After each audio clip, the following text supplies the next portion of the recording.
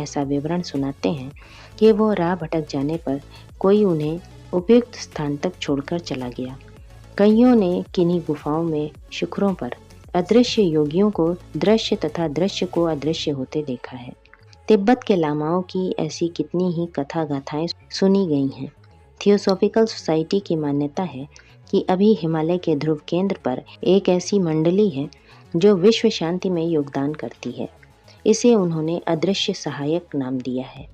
यहाँ स्मरण रखने योग्य बात यह है कि वो देवर्षि समुदाय भी मनुष्यों का ही एक विकसित वर्ग है।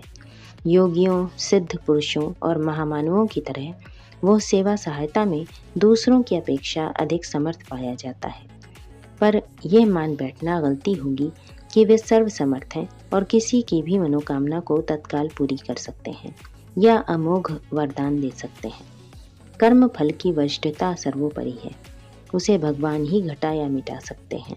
मनुष्य की सामर्थ्य से वो बाहर है। जिस प्रकार बीमार की चिकित्सक विपत्तिग्रस्त की धनी सहायता कर सकता है, ठीक उसी प्रकार सूक्ष्म शरीरधारी देवर्षि भी समय समय पर सत्कर्मों के निमित्त बुलाने पर अथवा बिना बुलाए भी सहायता के लिए दौड़ते हैं। इससे बहुत लाभ भी मिलता है। इतने पर भी किसी को ये नहीं मान बैठना चाहिए कि पुरुषार्थ की आवश्यकता नहीं रही या उनके आड़े आते ही निश्चित सफलता मिल गई।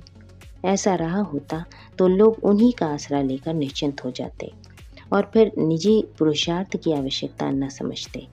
निजी कर्मफल आड़े आने की परिस्थितियों के बाधक होने की बात को ध्यान में ही न रखते। यहाँ एक अच्छा उदाहरण हमारे हिमालयवासी गुरुदेव का है। सूक्ष्म शरीरधारी होने के कारण ही वे उस प्रकार के वातावरण में रह पाते हैं जहाँ जीवन निर्वाह के कोई साधन नहीं है। समय समय पर हमारा मार्गदर्शन और सहायता करते रहते हैं। इसका अर्थ यह नहीं है कि हमें कुछ करना नहीं पड़ा, कोई कठिनाई मार्ग में आई ही नहीं, कभी असफलता मिली ही नहीं। यह भी होता रहा है, पर निश्चित है कि हम एकाकी जो कर सकते थे उसकी अपेक्षा उस दिव्य सहयोग से मनोबल बहुत बढ़ा चढ़ा रहा है। उचित मार्गदर्शन मिला है। कठिनाई के दिनों में धैर्य और साहस यथावत स्थिर रहा है। ये कम नहीं है। इतनी ही आशा दूसरों से करनी भी चाहिए।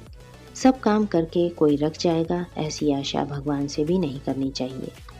भूल यही होती रही है कि दैवी सहायता का नाम लेते ही लोग समझते हैं कि वो जादू की छड़ी घुमाई और मनचाहा काम बन गया।